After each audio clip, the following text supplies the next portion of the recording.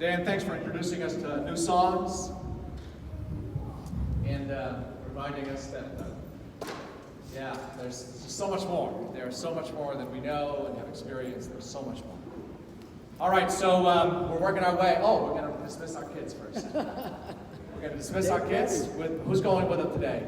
Miss Kelly and Mr. Jarrett. See them lined up. Oh, and Mr. Brent. Kids who are 4 years old up and including the 5th grade can line up. Upstairs in the balcony in the baby nursery is Miss Gwen and smaller children younger than 4. And we'll see you all in just a few minutes.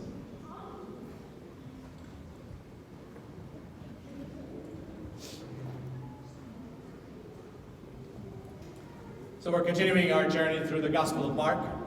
And today we get to one of those like all-star stories, a very familiar story, powerful story, remarkable story, like out of the ordinary kind of story, although like what's new? It seems like the entire Gospel of Mark is out of the ordinary. And Jesus is always pulling stuff that is out of the ordinary, which encourages those of us who just sometimes settle for that which is ordinary. So we get to part of the story after Danitra and Becky last week reminded us that the call to follow Christ is costly, that there is a commitment that is required from us to surrender, to give in to the will of God, even when it's sometimes hard and challenging. So we get to this story today in Mark chapter 9, and the story goes like this. After 6 days, Jesus took Peter, James, and John with him and led them up to a high mountain where they were all alone. There he was transfigured before them. His clothes became dazzling white, whiter than anyone in the world could possibly bleach them. And there appeared before them Elijah and Moses, who were talking with Jesus. Just kind of like, you know the story, you've heard the story, that sometimes, again, when something is familiar to us, its punch gets kind of softened a little bit, weakened a little bit. There's a heavy punch here in the story. So Jesus and 3 of his disciples, they go up to a mountain. By the way, can I just pause here for a second? When I say mountaintop experience, what comes to mind for you all? Sorry? All right, so Jesus praying alone on the mountain. All right, what else comes to mind with the words mountaintop experience? Feeling the overwhelming presence of God is one of those kind of mountaintop experiences. Any other mountaintop experiences, definitions? Pat? Okay, filled with joy. Most of us don't necessarily know what that feels like. We're just going to be blown away by joy, not just happiness, by joy. Any other mountaintop experiences? Has anybody had here mountaintop experiences that were so good that you just kind of wanted them to last a long time? I see 3 heads nodding. 4, look at that. 5, 6, all right, the numbers keep growing. So, we've all had them. We've all had these kind of like mountaintop experiences. They can be, they can be related to the birth of a child. They can be related to something wonderful happening in a family. But oftentimes they are related to being in a place at a time when we experience God in ways that we just didn't expect and didn't know possible. Sometimes, when on the church retreat, sometimes people have a mountaintop experience. And sometimes, they might be on a mission trip, they have a mountaintop experience. Sometimes they're visiting somebody, they're visiting a shut-in, and in that space, in that time, that's where some of my mountaintop experiences have occurred, and very specifically with an amazing woman who is no longer with us. Her name is Mrs. Reed, Ernestine Reed. This woman was severely disabled, and she was not able to do a thing for herself. When I say not a thing, I mean not a thing. She was every morning somebody would come to her house, and she'd be sitting in the recliner in the corner of her living room, and they would come in the morning, they would just put her feet down from the ottoman, and they would put her wig on and put her teeth in and help her go to the bathroom, and then feed her breakfast. And somebody came at lunch to do the lunch routine and help her clean up. Somebody would come at dinner and do the dinner routine. And then somebody would come at bedtime. And bedtime meant taking the feet from the ground and putting them up on the ottoman, taking the wig off, taking the teeth out. And so her world was confined to that chair in the corner of her living room. That was her entire world. But that woman's joy, oh my goodness. I would go over there to, Patty and I would, her favorite holiday always was Valentine. Her favorite holiday was Valentine's Day. She missed her husband terribly. So every Valentine's Day we would go and throw a Valentine's party at her house. And everything in her living room was painted. In fact, Dan, you may have helped paint this. Everything in her, or one of your crews at the Whisper Crown, everything in her living room was painted, guess what colors? Red and white, exactly. Red and white, because Valentine's was her favorite thing. Everything was red and white. So we would decorate, like how do you decorate a red and white room with red and white? It's just like everything was overwhelmingly red and white. We would do the streamers and do the thing, and then we'd serve a red and white cake. And then the closest we could come to like a red and white food was spaghetti and meatballs.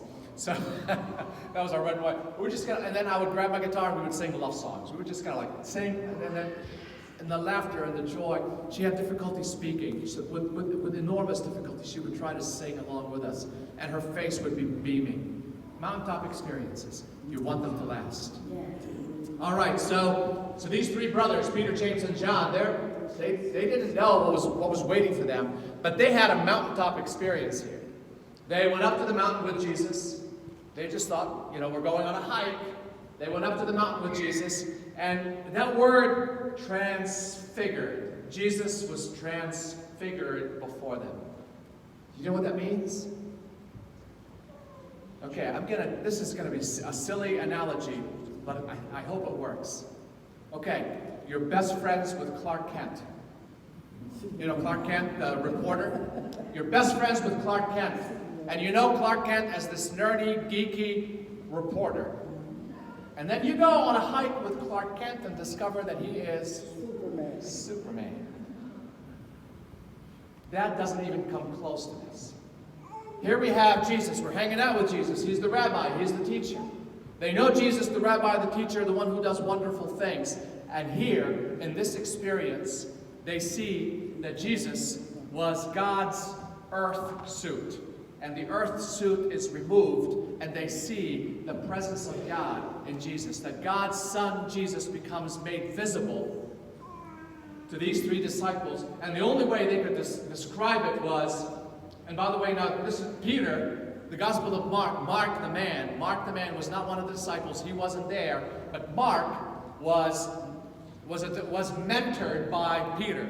So we're sure that Mark is now telling the story that Peter told him. So Peter came down to talk to one of his mentees, the young man that he's helping grow up in the faith.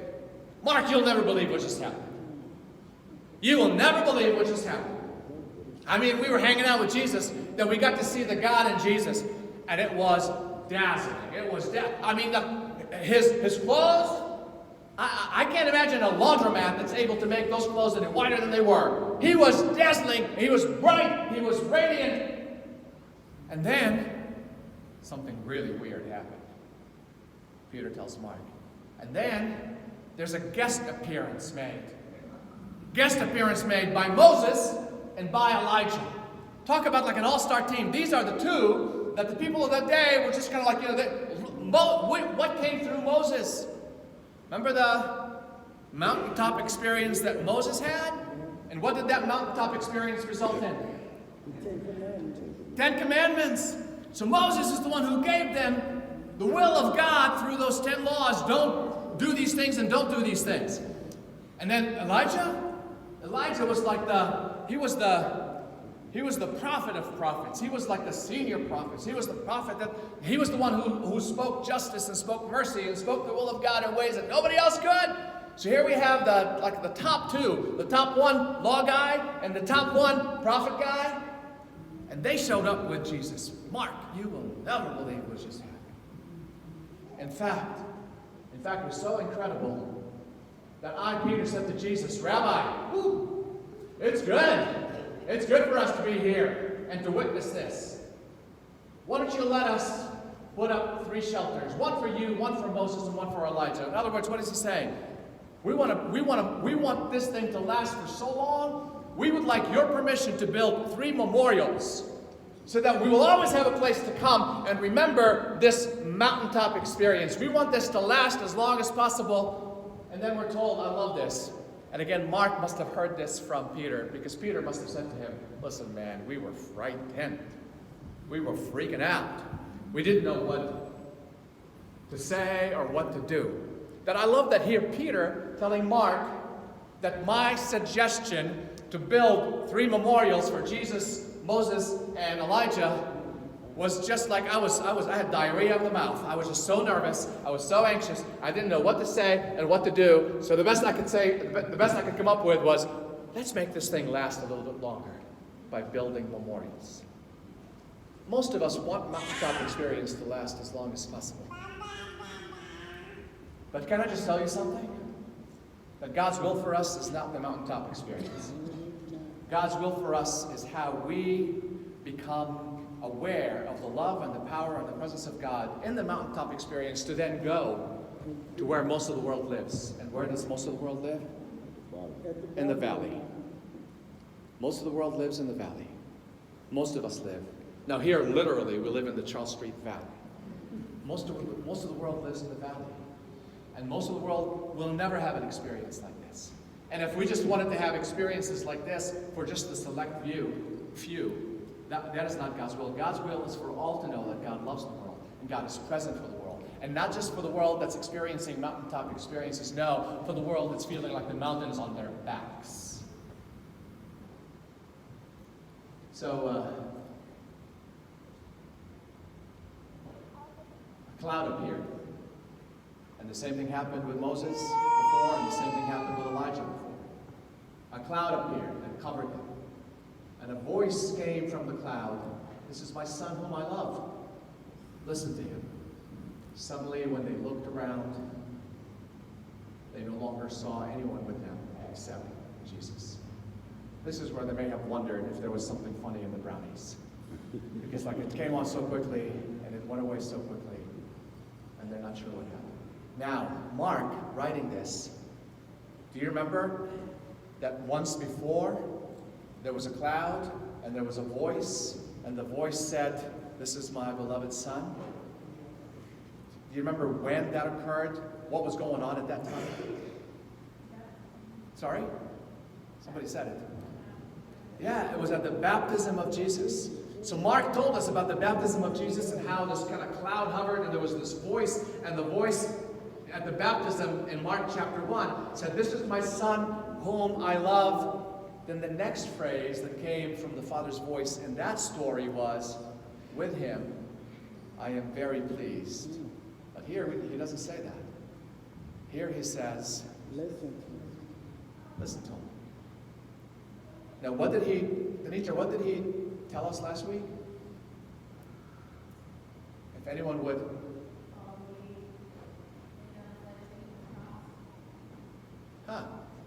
So the last breath that Mark told us came out of the mouth of Jesus before the mountaintop experience was, "I want you all to follow me, but if anyone follows me, they're going to have to deny themselves, pick up their cross."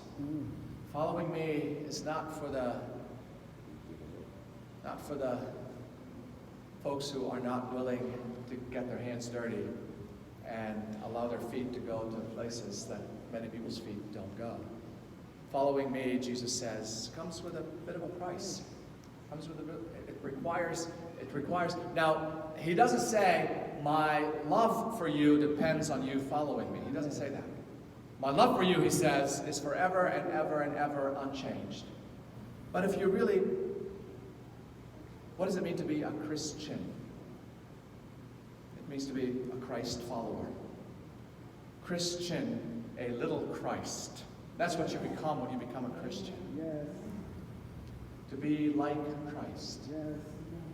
Now, we're not loved anymore, any less, ever. But following Christ is the call that God has placed on all of us. And following Christ is not an easy thing to do. So the last breath out of the mouth of Jesus was, pick up your cross, surrender your life, follow me. And then now we hear from God saying, listen to him. Listen to him. Listen to him. And not only is that good for you, listen to him, because then through you, so many more, so many, like oppression would be fought, injustice would be taken on if you follow Christ. If you follow Christ, you will not then be infected. This is the language of Mark from a couple of chapters ago. You will not be infected by the yeast of those in political power or those in religious power. You follow Christ. You follow Christ, and you basically then become the one who takes on those in power. And you become the one who challenges the status quo. You listen to him. You listen to him. I just gave you a mountaintop perspective here. Not so that you can build a memorial and have happy days. No, I've given you this mountaintop experience because I want you to listen to him. As they were coming down the mountain, Jesus gave them orders not to tell anyone what they had seen until the Son of Man had risen from the dead. So just kind of wait on this for a little bit. Peter, I know you are quick to talk, slow to think. Peter, Jesus is saying, come on, slow it down, Peter. Don't tell anybody. Don't tell Mark until after I've risen from the dead. And they kept the matter to themselves, discussing what rising from the dead meant. And they asked him, why do the teachers of the law say that Elijah must come first? Jesus replied, to be sure, Elijah does come first and restores all things. Why then is it written that the Son of Man must suffer much and be rejected? I tell you, Elijah has come, and they have done to him everything they wished, just as it is written about him. And here Jesus is thinking about John the Baptist. John the Baptist was kind of like the personification of Elijah, and then they killed him, brutally killed him, because he spoke truth to power without fear. Okay, so when I biked 2 years ago, it was from Pittsburgh to DC, which was flat and downhill. This time I started in DC and came to Pittsburgh, which was flat and uphill. Now there's an 18-mile stretch of straight climb. Now it's not like it was so hyped up that we were all trying to kind of cheer each other on. But it was overhyped. That 18 miles, it was a climb. We were pedaling straight for 18 miles. There was no coasting. But it wasn't as big of a deal as they had made it sound. Now we have some elite bikers here in the room. Like Bill is an elite biker. Trevor's an elite biker. Josh is an elite biker. Pete, sitting next to Josh, is... Okay, so now we have some other elite bikers in this room. And every name I mentioned, including Pete, I cannot bike with. Like when I bike with Pete, bless his heart, he slows down to my pace. Thank you, Pete. You condescend to my level. Now, did you do that here at Cumberland recently? Okay. So the trail is basically 2 legs. There's a leg from Pittsburgh to Cumberland, Maryland, and then another leg from Cumberland, Maryland to Washington, D.C. So in reverse, one trail called the C&O Canal from D.C. to Cumberland, and then the Great Allegheny Passageway from Cumberland, Maryland to Pittsburgh. 185 miles the first leg, 150 miles the second leg. Brother Bill wants to do the 150 miles in one stretch, just like get on his bike and bike 150 miles. I did it in 2 days, which, I saw my life pass before my eyes. Like old rear ends, old keisters are not meant to sit on a bicycle seat for that long. Thank God for Preparation H. Okay, now the people I bike with are basically Steve and DT. 2 blocks at a time. So we're starting in DC, and we're starting on the bike back, and then suddenly I see in front of me 2 different bike trails. And I'm going to show you pictures of the 2 different bike trails. One of them is this one. This is the C&O Canal. So what I want you to look at here is, I mean, it's beautiful. The scenery is gorgeous, but look at the surface.